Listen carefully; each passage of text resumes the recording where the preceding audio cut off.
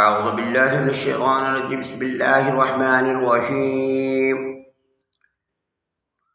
ولا تقولوا لمن يقتل في سبيل الله أموات بل أحياء ولكن لا تشعرون آمنت بالله صدق اللہ العلی العظیم۔ اور جو اللہ کے راستے میں مارے جائیں، قتال کرتے ہوئے اللہ کے راستے میں جو شہید ہو جائیں، انہیں مردہ مت کہو بلکہ وہ زندہ ہیں، بل احیاء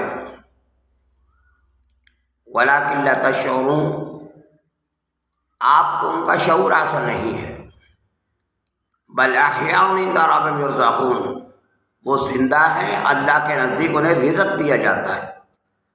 اور فارحین بما آتاهم اللہ من فضلہ، اللہ تعالیٰ نے اپنے فضل سے ان کو جو کچھ عطا کیا ہے وہ بہت بڑے خوش ہیں۔